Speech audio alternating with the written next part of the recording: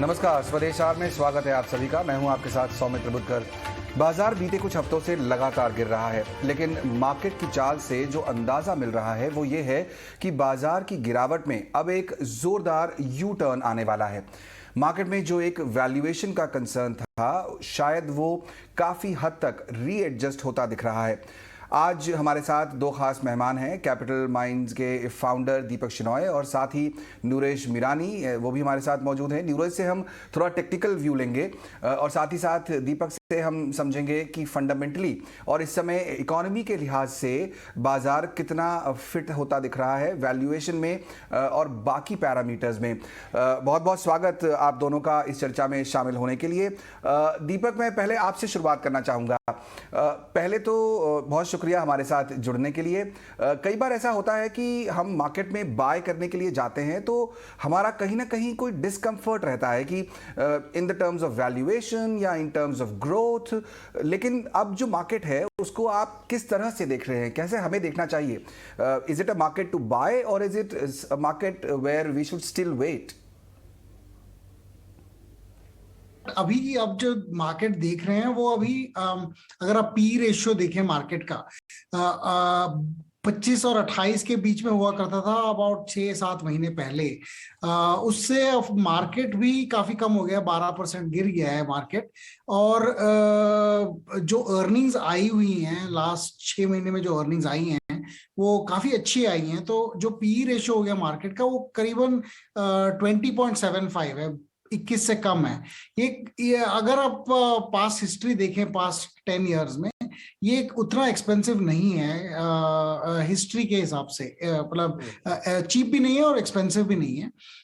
लेकिन मुझे ऐसा लगता है कि काफी कुछ स्टॉक्स ऐसे हैं जिनका करेक्शन 12 और 13% जो निफ्टी का करेक्शन है उससे कई गुना ज्यादा है। अगर आप देखें कुछ स्टॉक्स 50-60% भी गिरे हुए हैं अपने टॉप से, तो उनका वैल्यूएशन करेक्शन काफी ज्यादा हो चुका है ऑलरेडी। लेकिन कुछ स्टॉक्स ऐसे हैं जिसको आप 65% डाउन पे भी नहीं खरीद सकते हैं क्योंकि उनको फिर भी ओवर वैल्यूड है। तो आई थिंक आपको मार्केट को उस हिसाब से देखना पड़ेगा कि जो सेक्टर्स आपको अच्छी लगी थी और बहुत एक्सपेंसिव थी पहले, आई थिंक उनको अब शायद आप फिर नए नजरे से देख सकते हैं।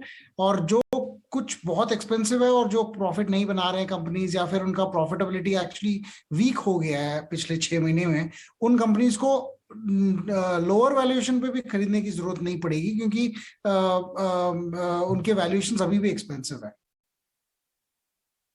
वैल्यूएशन का खेल तो है ही। कई स्टॉक्स, जैसा आप कह रहे हैं, 60-65% गिरने के बाद भी अभी भी एक्सपेंसिव वैल्यूएशन पर ही ट्रेड कर रहे हैं। नूरेश, आपको भी चर्चा में शामिल करेंगे हम। यहाँ पर जब हम देखते हैं कि इस तरह का फॉल आता है बाजार में तो टिपिकली मार्केट जो है वो दबाव में रहता है, क्योंकि हम एफआईज का पुट कॉल रेशो देख सकते हैं जो 2 साल में जो है इस समय लोएस्ट लेवल पर है। साथ ही साथ हम निफ्टी, बैंक निफ्टी का जो डेटा देख रहे हैं जिनसे ऐसा लगता है कि कहीं ना कहीं एक कंफर्ट जोन बन रहा है बाजार में। मार्केट शायद पुल बैक ले सकता है।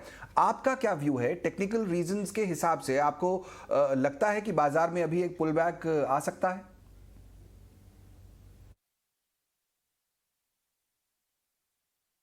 अगर हम देखें जो डेटा पॉइंट्स है इंडिया में और अक्रॉस द वर्ल्ड, सो जो सबसे ज्यादा पैनिक इंडेक्स है वर्ल्ड में वो करंटली नैस्डैक 100 है, जहां पे विक्स कल रात को ऑलमोस्ट 40-45 रीच कर गया था। और अगर 10 साल का 15 साल का हिस्ट्री देखे तो 40-45 एक जोन है जहां पे एक पैनिक बॉटम बनता है, नैस्डैक 100 हो या S&P 500 हो, डाउ जोन्स में। सो वहां पे हम पहुंच चुके हैं ग्लोबल में। और उसके अलावा जो मूवमेंट्स हुए अगर इससे पैनिक, तो वो 2008 और 2020 में हुए थे, जो इवेंट अननोन्स थे, या उन्हें आप उसे ब्लैक स्वैन कह सकते हैं या अननोन इवेंट्स कह सकते हैं, कि जहां पे पैनिक और भी ज्यादा हो गया था और विक्स 60, 70, 80 पहुंच जाता है। सो हम पैनिक लेवल्स पे है और नया कोई इवेंट नहीं है। तो ये जो जोन है, यहाँ से एक पुल बैक आना चाहिए। और इसके बाद, पुल बैक के बाद भी अगर डिप आता है तो नेक्स्ट लो बड़ा नहीं होना चाहिए। तो सिमिलरली अगर हम देखें निफ्टी में, तो कल हम 30-33 RSI बैंड पे पहुंच चुके थे। और लास्ट पैंडेमिक से लेकर जब भी ये आया है तब एक शॉर्ट टर्म बाउंस आया और एक और डिप आने के बाद भी बहुत ज्यादा फॉल नहीं हुआ। तो मेरा मानना है 16,000-16,200 एक शॉर्ट टर्म सपोर्ट है जहां से एक बाउंस आना चाहिए, जो करंटली जो बाउंस में आज से दिखाई दे रहा है। और अगर उसके बाद भी फिर से डिप आए तो 15,600 से 15,800 नहीं टूटना चाहिए। तो मेरा मानना है कि ये जो जोन है यहाँ पे अक्यूमुलेट करना है, क्योंकि जो नेक्स्ट डिप भी आएगा तो जरूरी नहीं है कि सब स्टॉक्स वहां पे लो बनाएंगे। सो इंडेक्स कॉन्स्टिट्यूएंट्स में थोड़ा मूव अलग हो सकता है और उसके कारण अगर वो डिप आ जाए, बट ये जोन पे बाइंग एरिया है। और अगर हम देखें तो स्मॉल कैप इंडेक्स भी मार्च के लोस पर आ चुका है। सो ओवरऑल अच्छा खासा करेक्शन हो चुका है। ब्रॉडर मार्केट्स और भी ज्यादा करेक्टेड है, निफ्टी 15% होगा, बट काफी स्टॉक्स 25-30% ऑन एन एवरेज गिर चुका है। तो बट अगेन मानना यह है कि अवॉइड करना है जो भी ये नए आईपीओज आए हुए कि वहां पे अगर हम देखें, अगर स्टॉक्स 30-40% भी गिरे तो यूएस में वो स्टॉक्स 60-90% गिर चुके हैं, तो वो पहले भी अवॉइड था, आज भी अवॉइड करूंगा। करेक्ट। तो न्यू एज जो कंपनियां हैं या नए जो आईपीओज हैं उनसे फिलहाल दूरी बेहतर होगी, यही सलाह निकल रही है। दीपक, आपसे ये भी समझना चाहेंगे, अभी सेंट्रल बैंक को इमरजेंसी मीटिंग करनी पड़ी इंडिया में और इमरजेंसी में उन्होंने जो है 40 बेसिस पॉइंट का रेट भी बढ़ा दिया। इन्फ्लेशन का प्रेशर जो है वो अब सब तरफ दिख रहा है, उनके बैलेंस शीट पर भी दिख रहा है, ज़्यादातर कंपनियों के मार्जिन्स पर दिख रहा है। अब आप ये भी देख सकते हैं कि अगर पहले जो एक प्रॉब्लम से हम जूझ रहे थे कि कमोडिटी का जो सडन राइज हो रहा था, फिर रूस और यूक्रेन का इशू था हमारे सामने, वो ऑल टुगेदर बहुत ज़्यादा स्ट्रेच हो गया, ये किसी ने अंदाज़ा नहीं लगाया था। तो एक फेज़ तो हमने कंप्लीट कर लिया है, पर ये जो सेकेंड फेज़ है प्रॉब्लम्स का, इन्फ्लेशन या फिर कहें कि सरकार की जो पॉलिसीज़ हैं, जो दरें बढ़ रही हैं, वो मार्केट के लिहाज से कितना बड़ा पॉइंट है? आपको क्या लगता है, बाजार ने ये डाइजेस्ट कर लिया है या आपको लगता है कि अभी भी इस लेवल पर और रूम बाकी है और उसके बाद बाजार पुल बैक दिखा पाएगा? सच कहूं तो मैं प्रेडिक्ट तो नहीं कर सकता कि अगर कि इस लेवल पे रुकेगा या फिर और आगे जाएगा, लेकिन अभी जो फैक्टर्स हैं जो इन्फ्लेशन के में कंट्रीब्यूट कर रहे हैं, जो सबसे ज्यादा इन्फ्लेशनरी हैं, वो हैं ऑयल, जो कुकिंग ऑयल के जो दाम है वो काफी बढ़ गए हैं, इसलिए कि जो सनफ्लावर ऑयल हम इंपोर्ट करते थे यूक्रेन से वो अब इंपोर्ट नहीं हो रहा है, और इंडोनेशिया ने पाम ऑयल एक्सपोर्ट बंद कर दिया है वर्ल्ड वाइड। सो इंडिया वहां से सबसे ज्यादा कंज्यूम करती थी क्रूड ऑयल पाम ऑयल को। जो पाम ऑयल हमारे सारे जो बिस्किट्स और जो मैन्युफैक्चरिंग में जाता था, फूड मैन्युफैक्चरिंग में, तो वो अभी एक्सपेंसिव हो गया है, तो इसकी वजह से इन्फ्लेशन भी बढ़ गया है। मेरे हिसाब से ऐसा लगता है कि वो जो फूड इन्फ्लेशन है वो 3-4 महीने और रहेगा, उसके बाद कम होने के चांसेस हैं। यूजुअली फिर इन्फ्लेशन नवंबर दिसंबर से तक थोड़ा सा बढ़ता है नॉर्मली, और फिर उसके बाद फिर से कम हो जाता है। सो आई थिंक इन्फ्लेशन जो फूड में है वो काफी टेम्पररी है। फ्यूल में अभी इस साल तो फ्यूल का प्राइस 100 से ज्यादा रहेगा, लेकिन इंडिया ने रशिया के साथ काफी डील्स करने की ट्राई की है। ऑलरेडी 40 मिलियन बैरल हम खरीद चुके हैं, जो काफी चीप पे थे, $70 पर बैरल पे थे।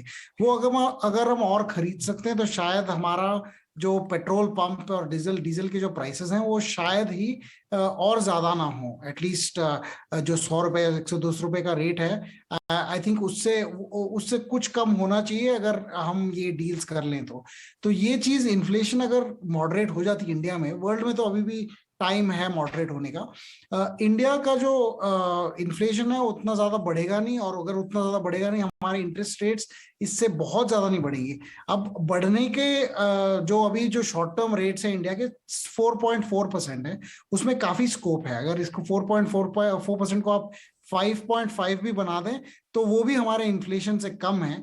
तो मुझे लगता है कि अभी और रेट हाइक्स के चांसेस हैं इस साल में, at least another 1% it will increase। तो मार्केट्स लार्जली अब रिएक्ट इसलिए कर रही है कि उनको डर लग रहा है कि और कितना करेंगे। जब हमें पता लग जाएगा कि अच्छा रुकेंगे लेकिन 5.5-6% पे रुक जाएंगे, उस टाइम पे फिर मार्केट को थोड़ा सा कॉन्फिडेंस मिलेगा और हमें मतलब और इन्फ्लोज आएंगे उस टाइम पे, जब एटलीस्ट थोड़ी सी क्लैरिटी आ जाएगी कि अच्छा हमें पता है कि एग्जैक्टली अबाउट कितना बढ़ने वाला है यहाँ से interest rate. So I think तब तक थोड़ा सा सावधान रहना चाहिए। कुछ स्टॉक्स इतने गिरेंगे कि वो बहुत ज्यादा वैल्यू हो जाएंगे और अगले साइकिल के लिए आपको फिर आपको बेटर एंट्री प्राइस मिल जाएगी। और कुछ स्टॉक्स ऐसे हैं जो शायद बहुत ज्यादा करेक्ट भी नहीं होंगे। कुछ आईटी पैक में भी देखिए, कुछ स्टॉक्स हैं जो 40% करेक्ट हो गए हैं, कुछ स्टॉक्स हैं जो 5 या 6% ही करेक्ट हुए हैं। तो इसमें भी ऐसे होंगे कि कुछ स्टॉक्स करेक्ट नहीं होंगे जिसमें स्ट्रेंथ होगी और अर्निंग्स की भी स्ट्रेंथ होगी। तो आई थिंक पोर्टफोलियोज बनाने में always it's useful to be a buyer. अभी नेक्स्ट ईयर के लिए आप ये सोचें कि आप बेच नहीं सकोगे क्योंकि मतलब प्राइसेस बहुत वोलेटाइल होंगे, लेकिन आपको खरीदने के बड़े अच्छे चांसेस मिलेंगे। ओके, तो यहाँ पर अगर आप बायर रहेंगे तो ही बेटर सिचुएशन रहेगी। वॉलेटिलिटी बाजार में आने वाले समय में बहुत ज़्यादा रहने वाली है। नीरज और दीपक, आप दोनों से ही एक सिंपल सा सवाल मैं यहाँ पर पूछूंगा। पहले नीरज से शुरुआत करते हैं। मैं मार्केट में अभी आया हूँ, तो मेरा पोर्टफोलियो जो है वो पुराना भी हो सकता है, नया भी हो सकता है, मैंने कुछ नए शेयर्स लिए हैं, ये भी हो सकता है। और मैं हर किसी को यही सुनता आ रहा हूं कि जब गिरावट आए तो आपको अच्छे शेयर्स खरीद लेने चाहिए। तो अब इस गिरावट को मैं खरीदारी का मौका मानूं तो मुझे क्या खरीदना चाहिए? मेरा मानना यह है कि अगर आपका रिस्क एपेटाइट कम है तो लार्ज कैप्स लेने चाहिए। लार्ज कैप्स में जैसे बैंकिंग स्टॉक्स जो है, जैसे एक्सिस बैंक एक काफी गिरावट हुई है रिसेंटली, वो एक अक्यूमुलेट कर सकते हैं। आईसीआईसीआई, एसबीआई है बैंकिंग में, तो ये 3 नाम है। अगर मिड कैप स्मॉल कैप में जाना है तो डीसीबी बैंक है या सिटी यूनियन बैंक है। उसके अलावा ऑटो स्टॉक्स एक जो है, जो कोविड के कारण जिसमें फॉल आया था, आज वो रिवर्स हो सकता है। अगर अगले 1 साल का व्यू है तो वहां पे महिंद्रा एंड महिंद्रा एक फेवरेट रहेगा। और सिमिलरली लार्ज कैप में एक और एग्रोकेमिकल है जो यूपीएल, जो एक अच्छा चार्ट लगता है। सो ऐसे करके डाइवर्सिफाई करना। बैंकिंग, एग्रोकेमिकल्स है, ऑटोज है जो करंटली अच्छे लगते हैं। और अगर जब भी करेक्शन अच्छा है तो होटल्स एक सेक्टर है जहां पे इंडियन होटल्स जब भी 235 से 215 के बीच में है तो वो अक्यूमुलेट करना चाहिए। चलिए, बहुत सारे अच्छे आइडियाज़ आपने दिए इंडियन होटल, महिंद्रा महिंद्रा जैसे।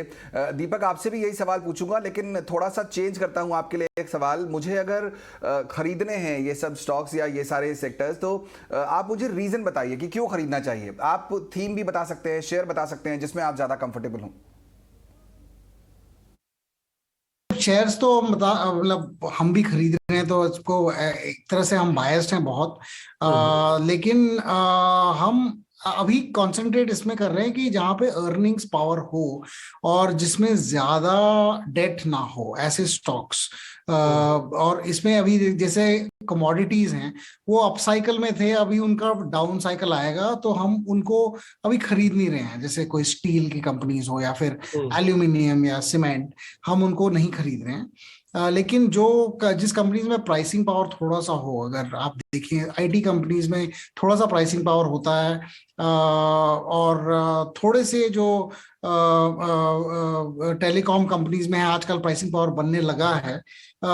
इसी हिसाब से हम एयरलाइंस को नहीं खरीद रहे हैं क्योंकि एयरलाइंस में अब कंपटीशन बढ़ने वाला है। एयर इंडिया आ गया, जेट एयरवेज वापस आ गया है, तो जो सारी एयरलाइंस कंपनीज है वो थोड़ा सा फाइट करेंगी प्राइसिंग के लिए। इसमें प्राइसिंग पावर उनका ज्यादा रहेगा नहीं, टेम्पोररी जो है अभी है, लेकिन लॉन्ग टर्म में नहीं रहेगा। लेकिन टूरिज्म में हम होटल्स में इंटरेस्टेड हैं क्योंकि वहां पे प्राइसिंग पावर काफी अच्छा है एंड वो अभी अपने सबसे ज्यादा यील्ड्स को रियलाइज कर रहे हैं। तो आई थिंक उनके जो डेट लेवल्स हैं वो कम होंगे because of their pricing power. So उस तरह से अगर हम देखें सेक्टर्स को हम डिवाइड करेंगे, कौन से सेक्टर्स में अपस्विंग आने की संभावना ज्यादा है और जहां पे संभावना कम है, या फिर जो डेट बहुत ज्यादा है, या फिर वो अप साइकिल में चले गए थे अब नीचे आने वाले हैं, उनमें हम ज्यादा इंटरेस्टेड नहीं है। ऑटो हम काफी ज्यादा इंटरेस्टेड हैं क्योंकि उनका जो डाउन साइकिल है वो काफी लॉन्ग चला है। और इंडिया इन जनरल अगर आप देखें तो हमारी जो पर कैपिटा व्हीकल्स है, पर कैपिटा ट्रांसपोर्टेशन है वो बहुत कम है। और इंडिया उतने कार्स बेचती है महीने में जितना फ्रांस बेचती है, और फ्रांस हमसे कई गुना कम है जीडीपी और टोटल पॉपुलेशन में। तो अगर हम उस हिसाब से देखें तो हमारे पास इंडिया में this is a big scope for it to grow. अगर आप 5 साल का व्यू लें तो ऐसी स्टॉक्स खरीदेंगे जहां पे 5 साल का जो लॉन्ग टर्म विजन है वो सबसे ज्यादा हो। इमीडिएटली के लिए अगर आप ट्रेडिंग कर रहे हो तो I think it is wise to trade using technicals only, क्योंकि जो अभी जो मार्केट में मूव्स आ रही है वो फंडामेंटल नहीं है, वो करीबन वो फियर, पैनिक और लिक्विडिटी के कारण काफी स्टॉक्स गिर रहे हैं। तो इसमें ज्यादा फंडामेंटल्स मतलब मैटर नहीं कर रही हैं। अगर कंपनी अच्छा रिजल्ट भी देती है तो भी स्टॉक गिरते हैं। तो उस हिसाब से अगर ट्रेडिंग कर रहे हैं तो आई थिंक टेक्निकल्स पे ज्यादा ध्यान देना चाहिए। अगर लॉन्ग टर्म इन्वेस्टमेंट कर रहे हैं तो आई थिंक रिजल्ट्स और प्राइसिंग पावर एंड डेट को देख के आई थिंक सेक्टर्स को चूज करना चाहिए। बिल्कुल, तो लॉन्ग टर्म के लिहाज से यहाँ पर फोकस जरूरी है। उतार चढ़ाव बाजार में बना रहेगा और ऐसे बाजार में अगर आप बायर ही रहें तो ही बेटर है ब्रॉडली। और बहुत सारे आइडिया नूरेश ने भी यहाँ पर हमारे सामने शेयर किए। बहुत बहुत शुक्रिया दीपक और नूरेश, समय निकालकर आज इस चर्चा में शामिल होने के लिए। और अब बात करते हैं मार्केट की। दिन भर के उतार चढ़ाव के बाद बाजार लगातार तीसरे दिन गिरावट पर बंद हुआ। हालांकि बाजार ने कुछ संभलने की कोशिश की, लेकिन आखिरी वक्त में बाजार पर गिरावट हावी हो गई। निफ्टी 62 अंक और सेंसेक्स 106 अंकों की गिरावट पर बंद हुआ। हालांकि बैंक निफ्टी 200 अंकों की तेजी के साथ बंद हुआ। बाजार की हलचल दिन भर कैसी रही, इस पर ज्यादा बात करने के लिए हमारे साथ हैं हमारी सहयोगी मानसी दवे। बिल्कुल, तो दो ट्रेडिंग सेशंस की कमजोरी के बाद आज बाजार संभलते हुए जरूर दिखे, लेकिन फिर वो जो तेजी थे उसे इंटैक्ट रख नहीं पाए और क्लोजिंग जब हुई तो बिकवाली का दबाव ही हमने देखा। सेक्टर स्पेसिफिक अगर बाजार को समझने की कोशिश करेंगे तो आधा आधा देखने को मिला। 50% सेक्टर्स में अच्छी तेजी देखने को मिल रही थी, 50% सेक्टर्स ऐसे भी थे जो बुरी तरह से टूट रहे थे। इस बीच कौन से स्टॉक्स थे जो परफॉर्म कर रहे थे? इस सूची में HDFC बैंक और HDFC लिमिटेड काफी हद तक बाजार को संभालने का काम कर रहे थे और दिन भर के दौरान अगर निफ्टी में गेनिंग मोमेंटम कहीं नजर आ रहा था तो वो HDFC लिमिटेड और HDFC बैंक में ही हमने देखा। साथ ही HUL, Kotak bank, Asian paints जैसे स्टॉक्स थे। Of course Asian paints numbers के बाद हमने देखा अच्छी तेजी के बीच कामकाज करता रहा और नंबर्स और साथ ही ट्रिगर्स जो थे वो काफी पॉजिटिव देखने को मिले थे और इसी के चलते यहाँ पर नतीजों का न्यूज बेस्ड इम्पैक्ट, रिजल्ट का इम्पैक्ट था जो कि एशियन पेंट्स में नजर आया। बिकवाली का दबाव कहाँ पर देखने को मिला? हमने देखा यहाँ पर रिलायंस, टाटा स्टील स्पेस अगर देखें आज दिन भर में ही बिकवाली देख रहा था, उसमें सबसे ज्यादा गिरावट हावी होती हुई टाटा स्टील के काउंटर में देखने को मिली लाल निशान के साथ। इनफैक्ट इन्फोसिस, ONGC और JSW स्टील जैसे स्टॉक्स भी थे जो कि बिकवाली का दबाव झेल रहे थे। मिड कैप स्पेस में काफी हद तक हमने स्टॉक स्पेसिफिक मूवमेंट्स देखे और अच्छी तेजी के बीच कामकाज जहां पर oil India, in fact Apollo tyres, Varun beverages, Escorts और अशोक लेलैंड जैसे स्टॉक्स में देखने को मिला और साथ ही नवीन फ्लोरिन में भी अच्छी बढ़त के साथ ही ट्रेड्स नजर आए। बिकवाली का दबाव मिड कैप स्पेस में गिरावट हावी होती हुई ऑयल इंडिया, जिंदाल स्टील, कोफोर्ज, टाटा एलेक्सी और नैटको फार्मा जैसे स्टॉक्स में लाल निशान के साथ हमने देखा करीब 3 से लेकर 8% तक की गिरावट इन स्टॉक्स में आज देखने को मिल चुकी थी। इस बीच शुगर स्पेस को बिल्कुल ना भूलें क्योंकि इथेनॉल ब्लेंडिंग को लेकर जो महत्वाकांक्षी टारगेट्स थे वो पूरे होते हुए दिखे और इसी का एक असर था जो कि आज के सत्र में हमने देखा। शुगर स्पेस अच्छी तेजी के बीच परफॉर्म करता हुआ दिखा और काफी ज्यादा सरकार का फोकस भी है, तो आने वाले दिनों में भी एक्सपर्ट्स का यही मानना है कि शुगर स्पेस पर खास तौर से और साथ ही एग्री प्लेआउट पर फोकस रहेगा। मेटल स्पेस में गिरावट थी, शुगर स्पेस परफॉर्म कर रहे थे, फाइनेंशियल सर्विसेज, FMCG और निजी बैंक क्षेत्र भी परफॉर्म कर रहे थे और बिकवाली का दबाव सेक्टर स्पेसिफिक अगर देखें IT में जो कमजोरी थी वो अब भी आज के सत्र में भी जारी रही। मेटल स्पेस, फार्मा और सरकारी बैंक क्षेत्र भी इसी सूची में शामिल थे जहां पर लाल निशान के साथ कमजोरी का दबाव हमने देखा। केंद्रीय मंत्री हरदीप सिंह पुरी ने कहा है कि ऑयल मार्केटिंग कंपनियों ने पेट्रोल में 9.99% एथेनॉल ब्लेंडिंग का लक्ष्य हासिल कर लिया है। इसी पर हमारे सहयोगी शरद दुबे ने कुछ खास रिसर्च की है, वो हमारे साथ शेयर करेंगे।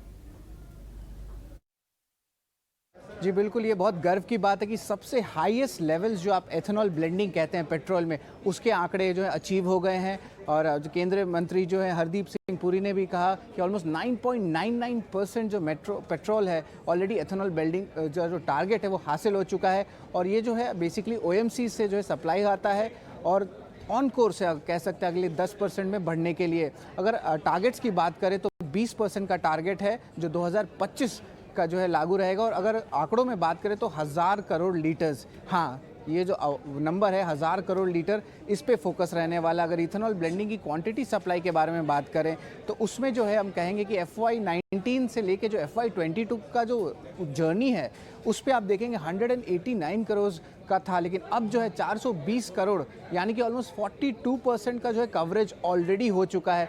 तो ये बहुत पॉजिटिव है आपके ऑफकोर्स इथेनॉल पॉलिसी के लिए और आगे जाते हुए शुगर स्टॉक्स के लिए भी जो वो अपने कैपेक्स बढ़ाने वाले हैं। अब आप देख सकते हैं 3 अहम OMCs हैं जो अपनी जो कह सकते हैं कि जो प्रोक्योरमेंट है वो ऑलमोस्ट 35% से लेके 42% तक जो है ओवरऑल इस ब्लेंडिंग प्रोग्राम में ऑलरेडी इन्वॉल्व कर लिए हैं।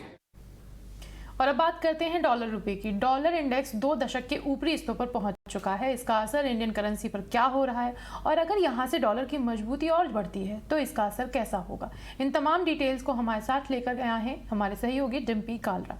डिम्पी, सबसे पहले बताएं कि डॉलर इंडेक्स होता क्या है और इसकी तेजी का भारत पर क्या असर होगा। एक्चुअली में डॉलर इंडेक्स होता क्या है, 6 विदेशी करेंसीज के मुकाबले डॉलर की वैल्यू को पैमाना एक माना जाता है। डॉलर कांस्टेंट रहता है, डॉलर कभी नहीं हिलता, आपकी करेंसीज उसके इंपॉर्टेंस बन जाती है, इसलिए हम आज डॉलर इंडेक्स का आंकड़ा आपके स्क्रीन पर लेके आए हैं। अब आते हैं कुछ और, डॉलर इंडेक्स के अहम स्तर क्या कह रहे, आपको मैं 1984 से शुरू करके मई 2022 तक के बीच के स्तर आपके चार्ट पे आ गए हैं। 165, 70 और 103, ये 3 अहम स्तर हैं जो कि अलग अलग हमने फेजेस में निकाले, जिसमें करीब करीब 20 से 1 साल का फ़र्क है, यानी कि आप इस 60 साल का पूरा एक डाटा देख पा रहे थे।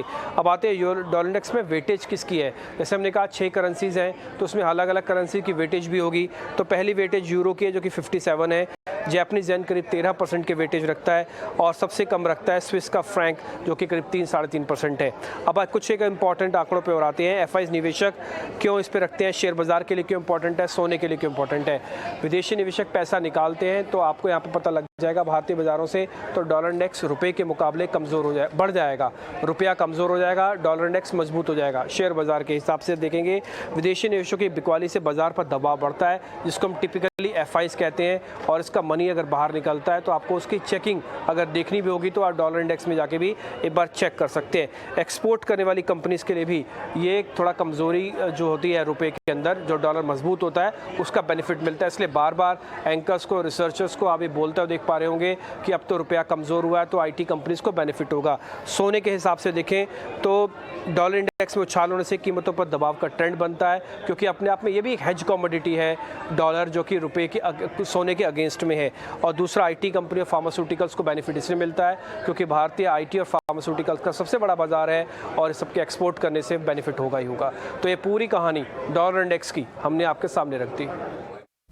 और अब बात करते हैं रिजल्ट्स की। फार्मा सेक्टर की दिग्गज कंपनी सिप्ला ने अपने चौथी तिमाही के नतीजे पेश कर दिए हैं। कैसे रहे नतीजे, क्या है इस बार खास, बता रही है हमारी सहयोगी सृष्टि बताएं। तो अगर सिप्ला की बात करें तो इस बार आय अनुमान के मुताबिक रही है, बट इसके अलावा हम बाकी सभी आंकड़े अगर देखें तो वो अनुमान से काफ़ी कम है। हर पैमाने पे कंपनी ने निराश किया है हेडलाइन नंबर्स के। अगर हम देखें इनकी आय तो करीब 5260 करोड़ आई है, वहीं अगर इनका मुनाफा देखें तो 370 करोड़ आया है, जहाँ पे हम अनुमान लगा रहे थे कि ये 590 करोड़ होगा। इसी के साथ इनका EBITDA भी कमज़ोर होता हुआ नजर आया है, साल दर साल गिरावट भी देखने को मिली है और 750 करोड़ का कंपनी ने EBITDA घोषित किया है। और आखिरी में मार्जिन अगर देखें तो 14.5% के आसपास कंपनी ने मार्जिन किए थे, बल्कि हमारा अनुमान था कि ये आंकड़ा करीब 20% के आसपास रहेगा। और तिमाही दर तिमाही भी अगर देखें तो 8% की तिमाही दर तिमाही इनके मार्जिन में गिरावट देखने को मिली है। इसके पीछे का 3 अहम कारण जो है सामने दिखाई दे रहे हैं। सबसे पहला कि इनका जो अदर एक्सपेंस है वो साल दर साल बढ़ता हुआ नजर आया है। साथ ही कंपनी ने एक मुश्त घाटा भी दर्ज किया है, वो करीब 60 करोड़ के आसपास है। और इसी के साथ जो कंपनी के अदर एक्सपेंसेस हैं वो भी बढ़ते हुए नजर आए हैं। तो ये सारे कुछ फैक्टर्स हैं जिसके चलते जो है इनके आंकड़े फिलहाल अभी कमज़ोर दिख रहे हैं। इसके अलावा कंपनी के अगर जोग्राफिकल प्रेजेंस या इनके अन्य क्षेत्रों में इनकी अगर परफॉर्मेंस देखें तो वो अनुमान के मुताबिक ही नहीं, उससे थोड़ी बेहतर देखने को मिल रही है। जहाँ पे इनकी यूएस की आय हम करीब $155 मिलियन का अनुमान कर रहे थे, वो $160 मिलियन पर आई है। वहीं भारतीय बाजारों में भी कंपनी ने साल दर साल 21% की ग्रोथ दिखाई है। और एपीआई कारोबार एक ऐसा कारोबार है जहाँ पे गिरावट ज़रूर देखने को मिली है। पर अगर देखा जाए फार्मा पैक के लिए जो चौथी तिमाही के नतीजे होते हैं वो सीजनली वीक ही रहते हैं, उसके पर्सपेक्टिव से बहुत ज़्यादा अच्छी उम्मीदें नहीं भी थी, बट उसके सामने भी जो सिप्ला के नतीजे हैं वो काफ़ी निराशाजनक हैं। आज भी स्टॉक में करीब 1.5% की कमज़ोरी थी और इस नतीजों के बाद उम्मीद है कि स्टॉक थोड़ा सा और टूटता हुआ नजर आए। थैंक यू सृष्टि। अब हम रुक करते हैं दूसरी खबर का। प्रूडेंट कॉर्पोरेट का आईपीओ आज से खुल गया है। निवेशकों के पास 12 मई तक इसमें पैसे लगाने का मौका है। इसका प्राइस बैंड 595 रुपए से 630 रुपए तय किया गया है। आईपीओ के जरिए प्रूडेंट कॉर्पोरेट एडवाइजरी 538 करोड़ रुपए से ज्यादा पैसे जुटाने की उम्मीद रख रही है। ये इशू पूरी तरह से ऑफर फॉर सेल है। इशू के तहत इसके प्रमोटरों और निवेशकों के शेयर बिक्री के लिए उपलब्ध होंगे। कोई नया शेयर जारी नहीं किया जाएगा। अब बात करते हैं रेनबो चिल्ड्रन मेडिकेयर की BSE पर करीब 6.5% डिस्काउंट पर लिस्टिंग हुई। लिस्टिंग के बाद हमारे साथ बातचीत की रेनबो ग्रुप ऑफ हॉस्पिटल्स के CMD रमेश कंचरला ने। are in the cities like Hyderabad, Bangalore, Chennai, Andhra Pradesh and New Delhi. So what we plan to do is expand the geographies where we are already. So all these geographies where we have a significant credibility and name, especially in Hyderabad, Bangalore and Chennai. So we are adding more of spokes, so which will actually have a mature much faster in phase.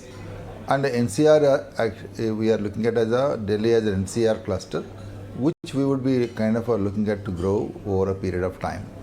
Now, I don't see a huge challenge because we are not a mother and child health player. We are a large children's hospital with a perinatal services. Our format is large.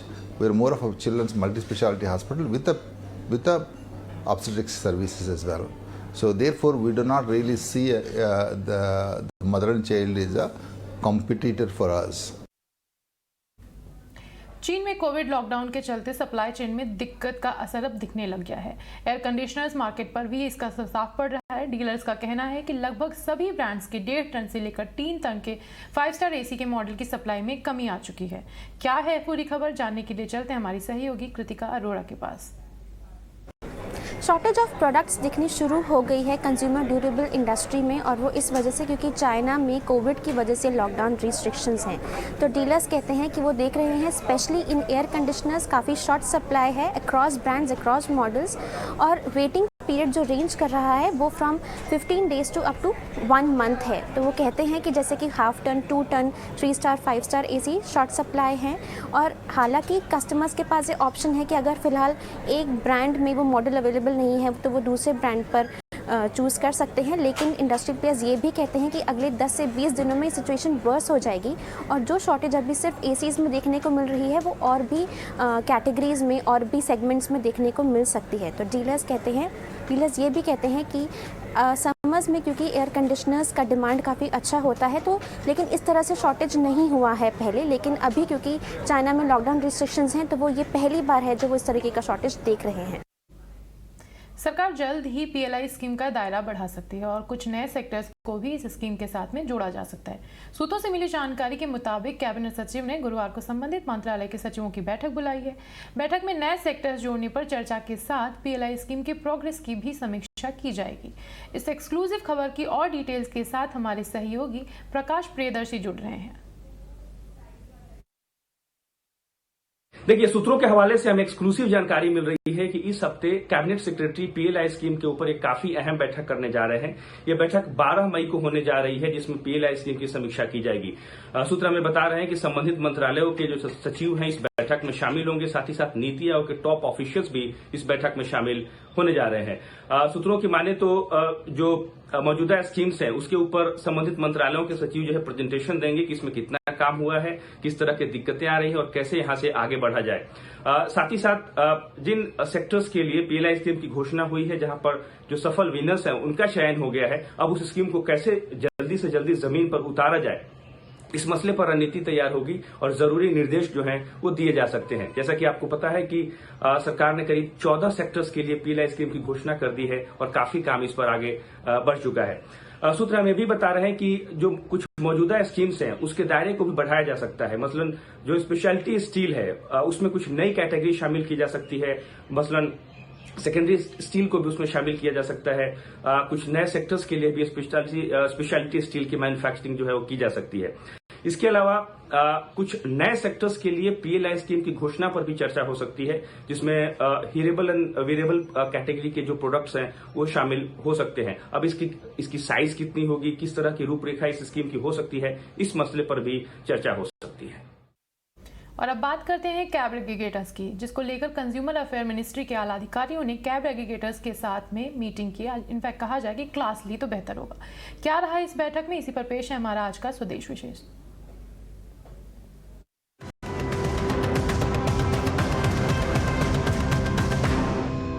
आज उबर, ओला, जुगनू जैसे कई तरह के cab की services की class लगाई गई थी। और ये क्लास ली थी सरकार कितने, क्योंकि इन कैब एग्रीगेटर्स से लोग अब परेशान हो चुके हैं और उनकी शिकायतें कर चुके हैं, जिसको लेकर कंज्यूमर अफेयर्स मिनिस्ट्री के आला अधिकारियों ने कैब एग्रीगेटर्स की आज क्लास ली। क्या रहा इस बैठक में और कैसे कसे गए इन कैब कंपनियों के पेच, इस पर हम चर्चा करेंगे और ये जानने की कोशिश भी करेंगे कि क्या इसके बाद ओला उबर सरकार की सुनेंगे या एक कान से सुनकर दूसरे कान से निकाल देंगे। इस पर हमारे साथ हमारे गेस्ट भी जुड़ चुके हैं। संजय सम्राट जो कि प्रेसिडेंट हैं Delhi taxi union Jahangir taxi union के, और जहांगीर घई जो कि कंज्यूमर एक्टिविस्ट हैं। संजय सर, आपके पास आना चाहूँगा सबसे पहले। ये ओला उबर को आज सरकार ने बुलाया भी, उनसे बोला भी कि कई सारी चीज़ें आप ठीक कीजिए, पर आपको लगता है कुछ होगा कि ये केवल क्लास, ये कड़ी निंदा ही होकर रह जाएगी? ऐसे ड्रामा बहुत सालों से हो रहा है, कुछ नहीं हो रहा। ओला उबर की जहां तक हमारे को लगता है, ये हमारी इसकी पूरी संभावना है कि सरकारों की मिलीभगत इन प्राइवेट कंपनियों से है।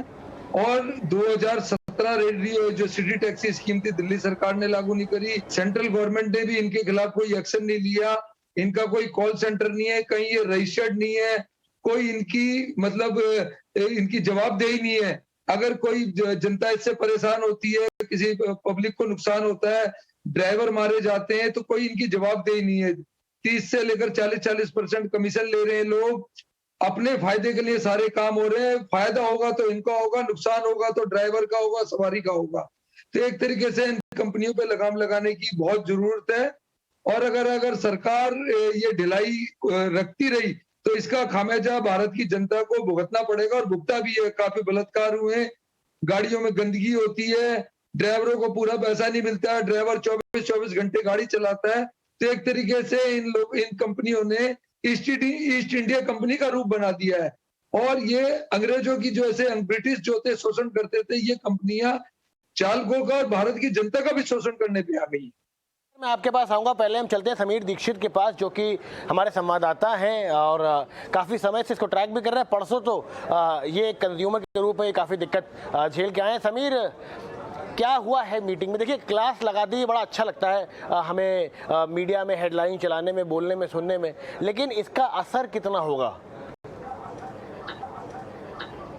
जी बिल्कुल, आप देखिए ये बात इस बैठक में, इस मीटिंग में जो तकरीबन 1 घंटा चली, उसमें सरकार ने ये बात स्पष्ट रूप से कहा कि आपसे कोई जवाब नहीं मांगा जा रहा है कि ये जो शिकायतें आपके खिलाफ है ये सही है या गलत है, आप अपना पक्ष रखिए। सरकार का एक रुख साफ था कि जो शिकायतें हैं उनका अंबार लगा हुआ है और ये समझ में आता है कि शिकायतें काफी हद तक अपनी जगह सही हैं। तो सरकार ने यहाँ पर उपभोक्ता का पक्ष लेते हुए उन पर कड़ी फटकार लगाई है। और जो 2 बातें साफ तौर पर कही है सरकार ने, जो तमाम कैब एग्रीगेटर्स से कही है, उसमें सबसे पहली बात यह है कि जो ग्राहकों की शिकायतों को इसका सॉल्यूशन करने के लिए, उनकी शिकायतों को सुनने के लिए और उसका सही तरीके से उसका निवारण करने के लिए, उन शिकायतों को दूर करने के लिए एक सिस्टम बनाना होगा कैब एग्रीगेटर्स को। और अगर वो इस तरीके का सिस्टम नहीं बनाते हैं और अगर शिकायतों को सही वक्त पे कम समय में दूर नहीं किया जाता है तो इन कैब एग्रीगेटर्स पर तगड़ी पेनाल्टी भी लगाई जाएगी। जाहिर तौर पे अब कैब एग्रीगेटर्स को अपनी तरफ से वो मैकेनिज्म डेवलप करना होगा ताकि वो कंज्यूमर जो ग्रीवियंस है उसको वो दूर कर पाए। इसमें सरकार ने अपनी तरफ से कोई फिक्स टाइमलाइन नहीं रखी है कि आपको 3 महीने में, 6 महीने में कोई ये करना ही करना है, लेकिन इसको जल्द से जल्द किया जाना है। इसके साथ ही सूत्र ये भी बता रहे हैं कि सरकार ने कुछ सवाल इन तमाम कैब एग्रीगेटर से पूछे हैं। वो सवाल लगभग कुछ ऐसे हैं कि आप किराया जो वसूलते हैं उसके पीछे का गणित क्या है। किसी एक शख्स को एक जगह के लिए ही एक किराया दिखाया जाता है, दूसरे के लिए अलग दिखाया जाता है, तो वो जो एल्गोरिथम है वो कैसा है उसके बारे में स्पष्टीकरण मांगा है। तो उस तरीके से सरकार ने स्पष्ट रुख रखा है कि पहली बात तो ग्राहकों के जो हित है वो सर्वोपरि हो। एक जो शिकायतों को दूर करने के लिए जो सिस्टम बनाना है वो आपको करना है कम समय में। और तीसरी बात यह है कि अगर ऐसा नहीं होता तो आने वाले वक्त में तगड़ी पेनाल्टी लगाई जाएगी। तो कहीं ना कहीं एक रेगुलेटर बनाने की तरफ सरकार ने इशारा किया है। जी चलिए, हमारे साथ जहांगीर घई जुड़ गए हैं जो कंज्यूमर एक्टिविस्ट हैं। जहांगीर सर, मैंने समीर से भी सवाल पूछा था कि आपने क्लास ली, फटकार लगाई, निंदा करी। अक्सर वहाँ पे ज़्यादा देखा जाता है जहाँ पे मंशा कम होती है और हेडलाइन बटोरने की इच्छा ज़्यादा होती है। क्या यहाँ पे एक सॉलिड कदम होने चाहिए? जैसे कि समीर ने बताया कि भाई ओला उबर को कह दिया गया कि आप सेल्फ रेगुलेट करें, आप अपने आप को सुधारें। तो क्या लगता है कि इतना जब अंबार आ चुका है शिकायतों का, तो ज़रूरी है कि थोड़े से प्रोएक्टिवली कदम लिए जाए, ना कि बुला के, डांट के, फटकार के कि वो अपने आप ठीक कर लेंगे चीज़ों को। इसमें सेल्फ रेगुलेशन बिल्कुल चलने वाला नहीं है। जो चलने वाला होता था तो कंपनी खुद ही इम्प्लीमेंट कर सकती थी। ये कंपनी है वो ड्राइवर के साथ उनको पार्टनर्स बनाते हैं, ड्राइवर पे कंट्रोल नहीं है उनका। अभी कितनी बार टैक्सी लेते हैं आप, एसी टैक्सी का चार्ज देते हैं और ड्राइवर बोलते हैं एसी चलता नहीं है, एसी 1 पॉइंट से ज्यादा नहीं चलाऊंगा। तो जब भी पैसेंजर अंदर बैठा है, ट्रिप शुरू हुई है, एसी चलता नहीं है, आपको कंप्लेन करनी होगी तो किससे कंप्लेन करनी होगी? कोई मैकेनिज्म नहीं है कि आप ऑन द स्पॉट कंप्लेन कर सकते हैं। अगर आप कैंसिल करें ट्रिप तो आपको ही दंड लगता है, और वो दंड रिवर्स करने के लिए, penalty for cancelling the trip, वो रिवर्स करवाने के लिए आपको इतना कम्बरसम प्रोसीजर है और इतना टाइम वेस्ट करना पड़ता है कि 40-50 रुपए के लिए कितना आदमी छोड़ देते हैं। उनको पता है कि वो पेनल्टी लगाया है, ड्राइवर को वो पैसा जाता है, ड्राइवर गलत है और कस्टमर को पिनलाइज करते हैं।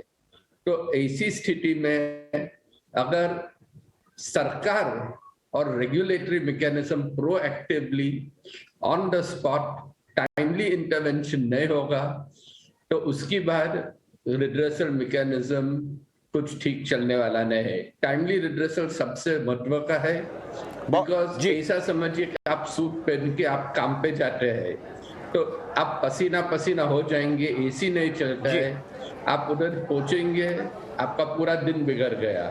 बिल्कुल बिल्कुल। संजय सर, आपके पास आना चाहूंगा मैं। संजय सम्राट हमारे साथ, सर प्रेसिडेंट जो है दिल्ली टैक्सी यूनियन के, वो जुड़े हुए हैं।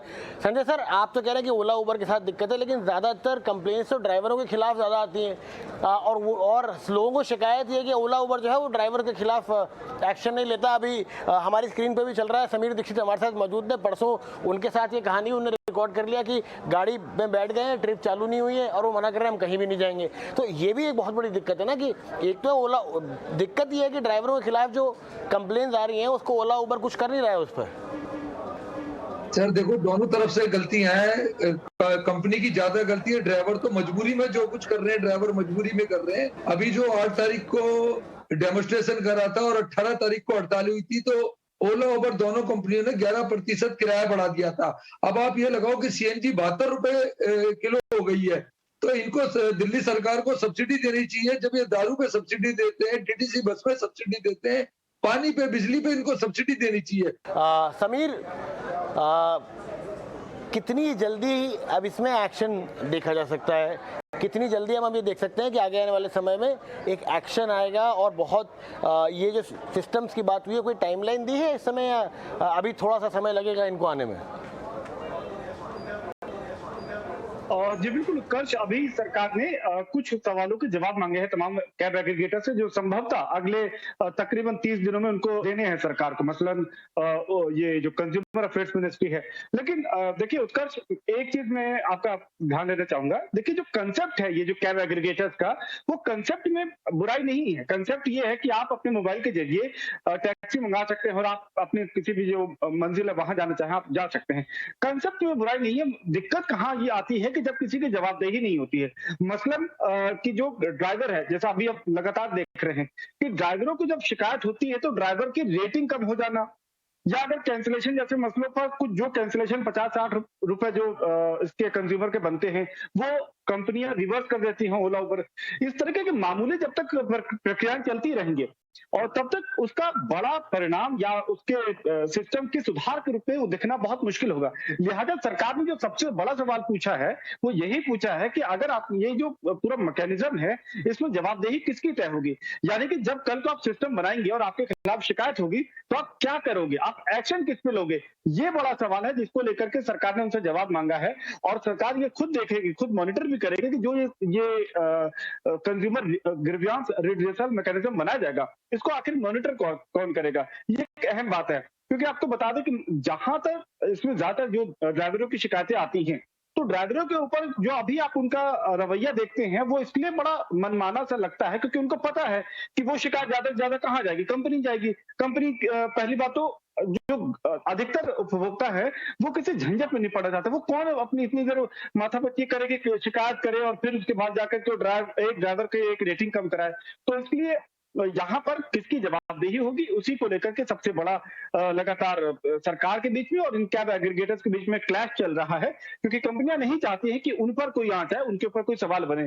तो वो पूरा का पूरा ठीकरा कोशिश करती है कि ड्राइवरों के सर पे जाए, जबकि यहाँ पे सरकार की कोशिश ये है कि ड्राइवर के साथ साथ कंपनियां भी उतनी ही जिम्मेदार बने। और यही वजह है कि जो जवाब मांगा गया उसमें इस बात का देखा जाएगा कि इसमें कितनी क्लैरिटी ये कैब एग्रीगेटर्स लेकर के आते हैं। जी उत्कर्ष। जी जागीर सर, आपसे आखिरी सवाल लेना चाहूँगा, क्लोजिंग कमेंट्स होंगे, थोड़े ब्रीफ रखें अगर आप, तो कि ड्राइवर की रिस्पॉन्सिबिलिटी बांधना कितनी ज़रूरी है, कंपनी की रिस्पॉन्सिबिलिटी बांधना कितनी ज़रूरी है, पेनल्टीज, मैकेनिज्म्स, और मोस्ट इम्पॉर्टेंटली कोई नंबर तो हो जहाँ पे आदमी जाके बात कर सके कि ये मेरी दिक्कत हो रही है मुझे इस समय। क्योंकि अभी तो अगर आपको कहीं कोई दिक्कत नहीं है तो आप वो व्हाट्सएप मैसेज कीजिए, एक रोबोट आपको जवाब देता है। बराबर। तो इसके लिए कंपनी को तो जवाबदारी है ही, लेकिन कंपनी जब उनकी जवाबदारी नहीं लेती है और कस्टमर को छोड़ देते है, जैसे कि सुबह ऐसा समझो कि 50 रुपया फेयर होता होगा काली पीली में, ओला उबेर में उसका 140 हो जाता है और पीक आवर्स में सर्च प्राइसिंग करके 300 रुपया भी लगा देते हैं। तो उनकी जो ये मनमानी है, आर्बिट्ररीली चार्ज करते हैं लेकिन कोई भी रिस्पॉन्सिबिलिटी नहीं लेते हैं। तो इसके लिए एक सरकारी रेगुलेटरी अथॉरिटी जो प्रोएक्टिव होगी और इन रियल टाइम मॉनिटर करेगी while the passenger is in the vehicle, वो का शिकायत कर सकते हैं, उनका रिड्रेसल हो सकता है, तो ही कंपनी जवाबदारी उठानी पड़ेगी, उनकी फर्ज होगी, नहीं तो कंपनी पीनलाइज होने बिना ये मामला इम्प्रूवमेंट नहीं होगा इस मामले में।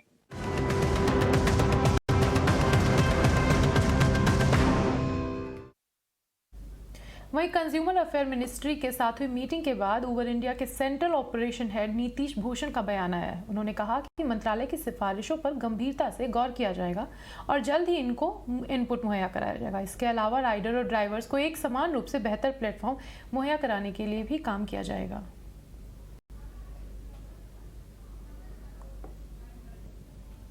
हमारे पड़ोसी देश श्रीलंका में हालात बेकाबू होते जा रहे हैं। आर्थिक संकट तो था ही, अब राजनीतिक संकट भी पैदा हो गया है और देश के भीतर का भी संकट पैदा हो गया है, जिसके चलते देश में सरकारी हो या निजी संपत्ति प्रदर्शनकारियों से तोड़ फोड़ कर आग के हवाले कर रहे हैं।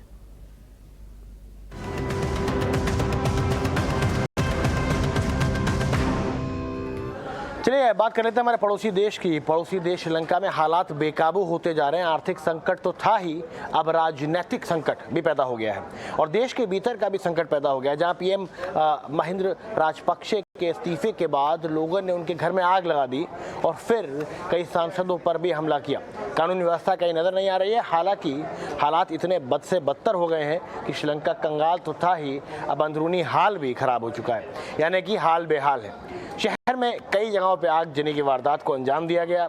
इस हिंसा से करीब 3 लोगों की मौत हो गई, कई घायल हो गए। देश में सरकारी हो या निजी संपत्ति प्रदर्शनकारियों उसे तोड़ फोड़ कर आग के हवाले कर रहे हैं और आगे बढ़ रहे हैं। ऐसा लग रहा है जैसे लंका दहन चल रहा है। पहले रिपोर्ट देखते हैं, फिर इस पर बात करेंगे।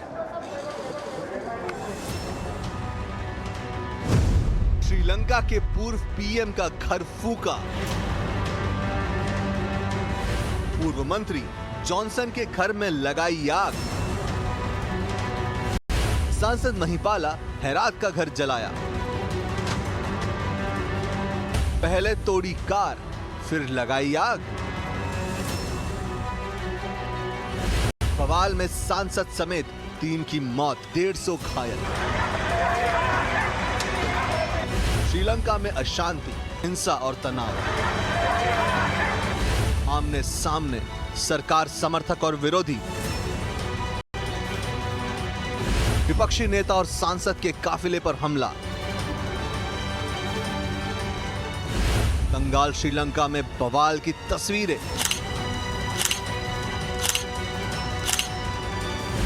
बुलडोजर से राजपक्षे समर्थकों पर हमला।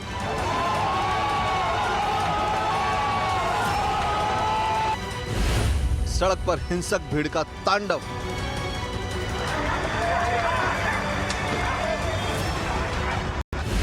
पक्ष के घर पर जानलेवा हमला।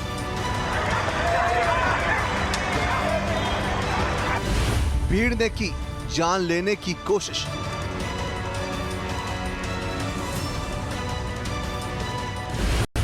श्रीलंका में सड़क पर हिंसा तंत्र।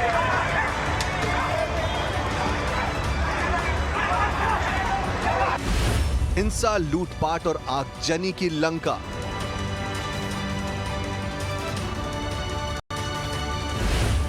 श्रीलंका में खत्म लोकतंत्र।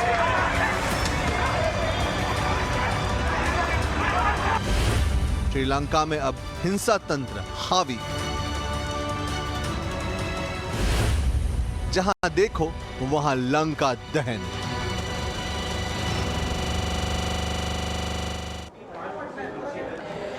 चलिए, ये जो तस्वीरें हैं वो दिल दहला देने वाली हैं, परेशान करने वाली हैं, चाहे वो हमारे देश से नहीं पड़ोसी मुल्क से भी आ रही हूँ। इस पर और बातचीत करेंगे, तो समझने की कोशिश करते हैं। देखिए, रोबिंदर सचदेव हमारे साथ फॉरेन एक्सपर्ट जुड़े हुए हैं। रोबिंदर सर, जब आर्थिक स्थिति इतनी खराब हो गई थी तो क्या एक अंदेशा था कि एक समय, थोड़े समय बाद एक जो सिविल अप्रोच जिसे आप कहते हैं वो होना ही था? जी हाँ, बिल्कुल। ये तो लॉजिकल है, लॉजिकल दिखता है। सिविल अप्रोच, सिविल अनरेस्ट होना ही था और होएगा और बढ़ेगा, क्योंकि ऑनेस्टली स्पीकिंग कोई रास्ता नहीं दिखता है श्रीलंका के लिए इस गड्ढे में, आप मानिए इस गड्ढे से निकलने का। तो आने वाले वक्त में जब लोगों के पास पैसे नहीं होंगे, अगर पैसे भी होंगे तो सामान नहीं होगा, महंगाई इतनी होगी, तो सिविल अनरेस्ट तो अनफॉर्चुनेटली बहुत बढ़ेगा। लूटिंग होगी, लोगों को जब खाने नहीं मिलेंगे, पेट्रोल की लाइनों में या किसी भी चीज, चीनी की, गेहूं की, डीजल की लाइनों में लगेंगे, नहीं मिलेंगे तो गुस्सा आएंगे। तो सिविल अनरेस्ट एंड वायलेंस बढ़ेगा अनफॉर्चुनेटली श्रीलंका में। और जो रास्ता भी है इसको अगर बाहर निकलने का, वो अगर है IMF के लोन से, करेक्ट, क्योंकि बाकी जो लोन है, श्रीलंका ने बड़ी गलतियां करी है, नो डाउट, टोटल मिसमैनेजमेंट करा है, करप्शन करा है, but at the same time अगर IMF की लोन भी लेगा तो IMF तो कंडीशंस ऐसी लगाएगा, वो बोलेगा कि आप अपना टैक्स बढ़ाओ चीजों का ताकि सरकार पे कुछ रेवेन्यू तो आए, सरकार पे बजट तो आए। वो बोलेगा आप सब्सिडीज हटाओ कुछ चीजों से, फिर महंगाई बढ़ेगी। वो बोलेगा कि कुछ सरकारी एजेंसीज की डिसइन्वेस्टमेंट करो, पब्लिक सेक्टर को डाइवेस्ट करो, डिसइन्वेस्टमेंट करो, उसमें ट्रेड यूनियंस अपोज करेंगी। तो ये तो एक कॉम्बिनेशन ऑफ फैक्टर्स ऐसा हो गया है कि श्रीलंका के लिए लगता है अनफॉर्चुनेटली कई वर्षों तक इसको इस हालात से निकलने में लग जाएंगे। और किस रूप से निकलेगा एंड कमिंग बैक, जो आपने शुरू में कहा कि इन चीजों का जो कॉम्बिनेशन है उससे तो civil unrest and civil approach, civic unrest ये बढ़ेगा अनफॉर्चुनेटली। रविंद्र सर, एक सवाल मेरा यहाँ बड़ा इंटरेस्टिंग था कि जब भी ऐसे हालात बनते हैं ना किसी भी देश में, तो जो आसपास की ताकतें हैं उनके लिए बड़ा ब्रीडिंग ग्राउंड बन जाता है, उनके लिए एक मौका बन जाता है। अब यहाँ पे जैसे चाइना हो, US हो या कोई भी और विदेशी देश हो, और श्रीलंका हमारे एकदम बगल में है, हमारा कितना बड़ा रोल रहेगा कि शायद तक श्रीलंका के हालात को देखने का, क्योंकि अगर आज यहाँ पे इन हालातों का चाइना ने फ़ायदा उठाने की कोशिश करी या US ने फ़ायदा उठाने की कोशिश करी, तो हमारे जो पड़ोसी हैं वहाँ पे बिल्कुल दिक्कतें आ सकती हैं। इसको आप कैसे देखते हैं? जी हाँ, आप बिल्कुल सही कह रहे हैं, but at the same time हम भी तो श्रीलंका के पड़ोसी हैं, तो हम भी अपनी अपॉर्चुनिटी देख रहे हैं, ढूंढ रहे हैं। देखिए, हम मदद कर रहे हैं, मॉनेटरली हमने भी करीब I think almost $3.8 billion mix between currency swap and lines of credit वगैरह दिया है श्रीलंका को, पर उसका भी हम वापस पेमेंट चाहेंगे, राइट? ये लाइन ऑफ क्रेडिट है इन अ सेंस। एंड सेकेंडली हमारे लिए अपॉर्चुनिटी है ये, डेफिनेटली यस, दो एंगल से। एक तो श्रीलंका के अंदर चाइना के विरोध सेंटिमेंट, ओपिनियन बहुत बढ़ गया है, वन। सेकेंडली, इनफैक्ट अभी रिसेंटली कुछ पावर प्रोजेक्ट्स राइट। श्रीलंका से भारत ने लिए हैं, एनटीपीसी ने, अडानी ने, और आई थिंक एक और 3 पावर प्रोजेक्ट्स हैं जो भारत को मिले हैं। तो हम भी अपना, ऑफ कोर्स, इस अपॉर्चुनिटी में हम भी अपना फायदा देखेंगे। हर देश अपना नेशनल इंटरेस्ट देखता है, तो हमारा नेशनल इंटरेस्ट भी है डेफिनेटली कि श्रीलंका में हमारी एंगेजमेंट्स बढ़े, हमारी नजदीकियां बढ़े, और सेकेंडली इक्वली इंपॉर्टेंट कि चाइना की नजदीकियां श्रीलंका के ऊपर ना बढ़े। और नजदीकी तो छोड़ो, चाइना ने तो एक तरह से श्रीलंका को अपनी मुट्ठी में कब्जा लिया था।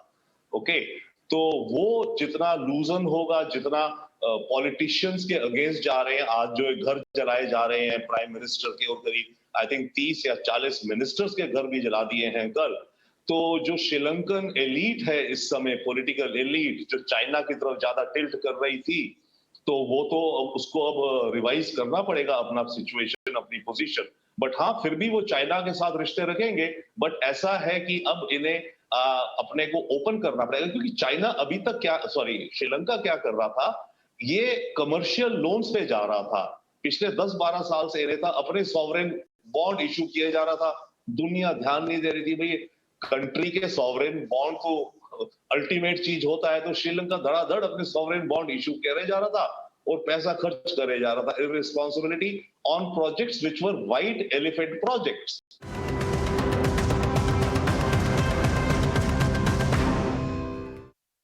अगर हम अपने न्यूबॉर्न बेबी के साथ में सफ़र कर रहे हैं, वो भी ट्रेन से, तो टेंशन की कोई बात नहीं है, क्योंकि रेलवे ने महिलाओं को एक अनोखी सौगात दी है मदर्स डे पर।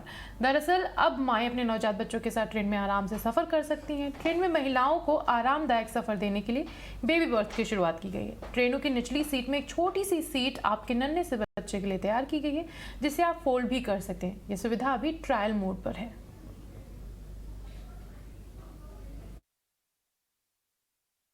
लखनऊ मेल में एक कोच में 2 बर्थ हम लोगों ने कन्वर्ट किए हैं इसमें, और कन्वर्ट करके उसमें बेबी बर्थ को ऐड किया है। इसमें हमारी कोशिश ये है कि जो माताएं और बहनें किसी ट्रेन में अपने बच्चे के साथ, छोटे बच्चे के साथ ट्रैवल कर रहे हैं, तो उनको बेहतर से बेहतर सुविधाएं कैसे मिली जा सकें, उसमें हम लोग ने 2 बर्थ ये ऐड किए हैं। इसमें हमारा बेसिक पर्पज़ ये है कि इसका पहले